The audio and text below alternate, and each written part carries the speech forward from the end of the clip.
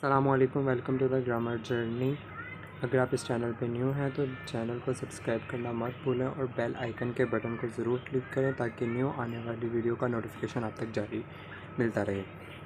अब पिछली वीडियो में मैंने आपको बताया था कि ग्रामर होती क्या है, इंट्रोडक्शन बताया था और उसकी इम्पोर्टेंस बताई थी। आज हम लेसन नंबर 1 स्टार्ट करने लगे हैं। हम पार्ट्स ऑफ स्पीच से स्टार्ट करेंगे। हम देखेंगे पार्ट्स ऑफ स्पीच होता क्या है। These are the building blocks of every English sentences. आज हम बात करेंगे पार्ट्स ऑफ स्पीच के बारे में। ये ग्रामर के बेसिक्स होते हैं। इंग्लिश में 8 पार्ट्स ऑफ स्पीच होते हैं। हर वर्ड जो आप सेंटेंस में यूज़ करते हैं वो इन्हीं 8 कैटेगरीज़ में आते हैं। लेट्स सपोज हम कोई भी सेंटेंस लिखते हैं और उन सेंटेंस में जो भी वर्ड्स हो, चाहे वो सब्जेक्ट हो, चाहे वर्ब हो, चाहे ऑब्जेक्ट हो, वो पार्ट्स ऑफ स्पीच में इंक्लूड होते हैं। There are 8 parts of speech like noun, pronoun, verb, adjective, adverbs, prepositions, conjunction, interjection. First of all हमारे पास है noun. A noun is a word that names a person, place, thing और idea. किसी भी चीज़, जगह या इंसान के नाम को या आइडिया के नाम को हम नाउन कहते हैं। एग्जाम्पल पर्सन में हमारे पास आता है डॉक्टर, टीचर। प्लेस में हमारे पास आता है स्कूल, लाहौर। थिंग में आते हैं हमारे पास पेपर, ग्लास, बुक। आइडिया में हमारे पास आता है फ्रीडम एंड ऑनेस्टी। एग्जाम्पल में सेंटेंस में मैं आपको समझाता हूँ। Our teacher is reading a book in the library. अब इसमें जो टीचर है वो हमारे पास पर्सन है, ये भी एक नाउन है। अ बुक ये हमारे पास एक थिंग है, ये भी नाउन है। और जो लाइब्रेरी है ये हमारे पास प्लेस है, ये भी एक नाउन है। सेकेंड हमारे पास चीज़ है pronoun. Pronoun are words that replace noun so we don't repeat them too often. अब हम कोई ऐसे लिखते हैं, लेट्स सपोज हम कायदे आज़म का ऐसे लिख रहे हैं। हमने जस्ट स्टार्टिंग में कायदे आज़म लिखना है, बस उसको बार बार हम रिपीट कायदे आज़म के नाम से नहीं करेंगे, हम उसको ही के नाम से रिप्रेजेंट करेंगे। अब इसी तरह ये है कि प्रोनाउन वो होता है जिसको हम नाउन की जगह पर रिप्लेस कर सकें। अब कायदे आज़म वो उनका नाम है, वो नाउन है, और जो हम उनके नाम की जगह पे ही यूज़ करेंगे वो प्रोनाउन होगा। एग्जाम्पल में आता है हमारे पास I, you, he, she, it, we, they, this, that etcetera. We से सारा इज़ स्मार्ट। अब इसको हमने प्रोनाउन में चेंज करना है। सारा हमारे पास नाउन है, इसकी जगह पे हमने प्रोनाउन लगाना है। अब सारा लड़की है, लड़की के लिए हम क्या यूज़ करते हैं? शी यूज़ करते हैं। तो इसको हम प्रोनाउन में चेंज करके हम लिख सकते हैं शी इज़ स्मार्ट। थर्ड हमारे पास है verb. A verb shows action. अब वर्ब किसे कहते हैं कि कोई भी जो हम काम कर रहे होते हैं, इस टाइम हम पढ़ रहे हैं या हम खाना खा रहे हैं, हम सो रहे हैं, लिख रहे हैं, भाग रहे हैं, जाग रहे हैं या कुछ पढ़ रहे हैं, तो उसको हम वर्ब कहते हैं। वर्ब से मुराद होता है किसी काम का होना या करना को जाहिर करे, वो वर्ब कहलाता है। वर्ब को हम उर्दू में फेल भी बोल सकते हैं। अब इसको हम क्या नाम है, एग्जाम्पल में देखते हैं। She runs every morning. अब जो इसमें रन है वो दौड़ रही है, वो रन वर्ब है। अब वर्ब की 2 टाइप्स होती हैं, एक एक्शन वर्ब्स होता है, एक स्टेट वर्ब्स या हेल्पिंग वर्ब्स होता है। हेल्पिंग वर्ब्स क्या होते हैं कि ऐसे अल्फाज जो जुमलों को आपस में जोड़ने का काम करें, हम उन्हें हेल्पिंग वर्ब्स कहते हैं। हेल्पिंग वर्ब्स में हमारे पास आता है is, am, are, was, were, has, have, had etcetera. अब सेकंड में दे आर हैप्पी। अब इसमें एक्शन वर्ब हमारे पास कोई नहीं है, अब इसमें हमारे पास है हेल्पिंग वर्ब। नंबर 4 पे हमारे पास है adjective. It describes nouns, they tells us more about people, places और थिंग्स। एडजेक्टिव हमारे पास क्या काम करता है? एडजेक्टिव हमारे नाउन को डिस्क्राइब करता है। नाउन में वो कुछ भी आ सकता है, पीपल्स आ सकते हैं, प्लेसेस आ सकती हैं और थिंग्स आ सकती हैं। अब किस तरह?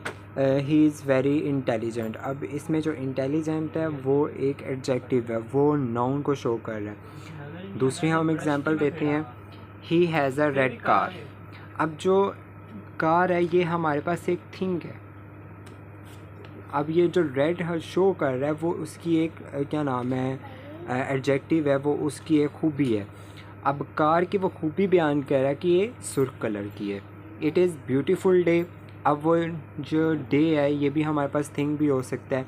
अब ये डे को डिस्क्राइब कर रहा है कि ये ब्यूटीफुल है। वेदर के बारे में भी हम डिस्क्राइब कर सकते हैं, या इंसान के बारे में हम कोई भी खसूसियात उसकी बता सकते हैं या उसकी कोई खूबी बता सकते हैं। बस एडवर्ब क्या काम करता है, एडवर्ब वर्ब को डिस्क्राइब करता है। अब बच्चे इसमें क्या एक मिस्टेक ये भी कर देते हैं कि वो एडजेक्टिव को और एडवर्ब को आपस में मिक्स कर देते हैं, लेकिन इसमें एक बहुत बड़ा डिफरेंस है। एडजेक्टिव नाउन को डिस्क्राइब करता है और एडवर्ब वर्ब को डिस्क्राइब करता है। ये जो हमारे पास इसमें एडवर्ब में वर्ब आ रहा है, तो इससे आपने हिसाब लगाना है कि ये वर्ब को डिस्क्राइब करेगा। अब वर्ब में कौन कौन सी चीज़ें आती हैं, मैंने आपको बताया था पीछे कि कोई भी हम काम कर रहे हों वो हमारा वर्ब होता है।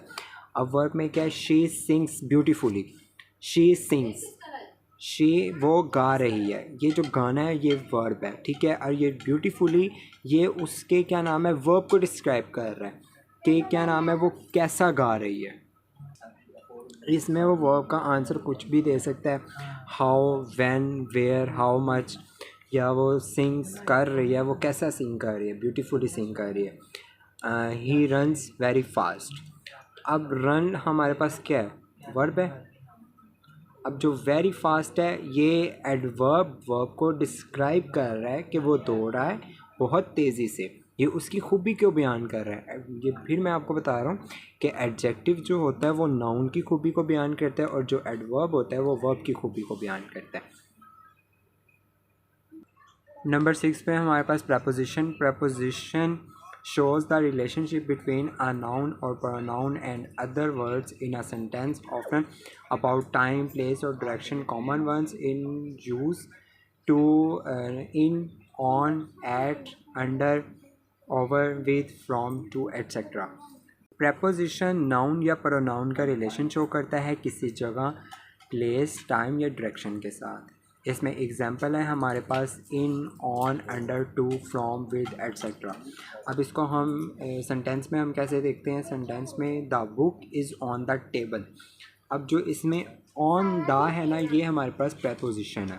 सेकंड पे ही केम फ्रॉम जापान, वो जापान से आ रहा है। जो इसमें फ्रॉम है वो हमारे पास preposition है।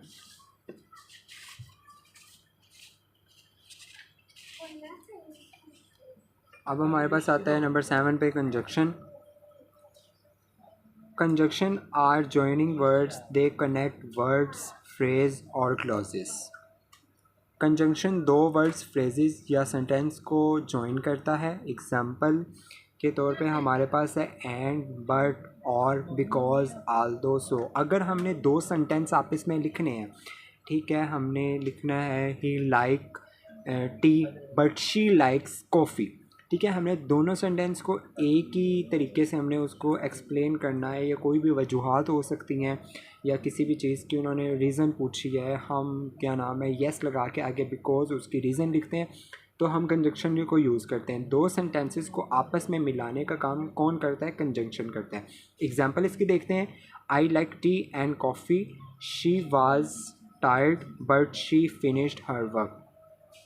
I like T and coffee, इसमें भी हमने दो अल्फाजों को आपस में जोड़ा है, इसलिए हमने एंड यूज़ किया है। She was tired but she finished work, वो बहुत थकी थी लेकिन उसने अपना काम ख़त्म किया। हमने ये भी दो सेंटेंस को आपस में हमने क्या नाम है मिलाना था, हमने दो वजूहात को आपस में एक्सप्लेन करना था, इसलिए हमने सेंटर में बट लगाया। लास्ट पे हमारे पास नंबर 8 पे interjection are short words that express emotion और reaction, they usually stand alone, are followed by an explanation. अब इंटरजेक्शन में हमने क्या करना है, हमने एक सेंटेंस में अपनी फीलिंग्स को एक्सप्लेन करना है, हमने एक ही वर्ड में एक्सप्लेन करना है। हम कैसे करेंगे, लेट्स सपोज हम कोई मैच खेल रहे हैं या वो हम जीत गए हैं तो हम कहेंगे वाओ हुर्रे। अगर हम वो लॉस हो जाता है हमें, तो हम हार जाते हैं, हम कहेंगे ओ नो, ठीक है। इस सेंटेंस में हम स्टार्टिंग में अपनी फीलिंग्स को एक ही वर्ड में एक्सप्लेन करते हैं और एक वर्ड में एक्सप्लेन करने के बाद हम एक्सप्लेनेशन का मार्क लगाते हैं। एग्जाम्पल में हमारे पास वाओ, ओ नो, हुर्रे, इसको हम सेंटेंस में देखते हैं, wow that's amazing. Number second में oh no forget my keys, मतलब ओ नो मैं ये गम का इजहार हो रहा है कि मैं अपनी चाबियां भूल गया हूँ। And that's it for today's lesson on parts of speech. I hope you learned something new and useful today. Remember, Grammar is not about memorizing rules, it's about understanding how language works, and we are here to make that journey easy and fun for you. अगर आपने इस lesson से कुछ new सीखा है तो आपने मुझे कमेंट्स करके ज़रूर बताना है। अगर आप चाहते हैं कि मैं और किसी क्या नाम है ग्रामर के थ्रू आपको वीडियो के थ्रू एक्सप्लेन करूं तो आपने वो भी मुझे कमेंट्स करके बताना है कि मैं नेक्स्ट वीडियो किस टॉपिक पे एक्सप्लेन करूं। And if you enjoyed this video, don't forget to like the video, comment below, let me know what topic you had like next, and most importantly subscribe to the grammar journey. New grammar, keep learning, keep improving, and keep moving forward. This is the grammar journey, and your journey to better English start here. Take care and see you in the next video. Allah Hafiz.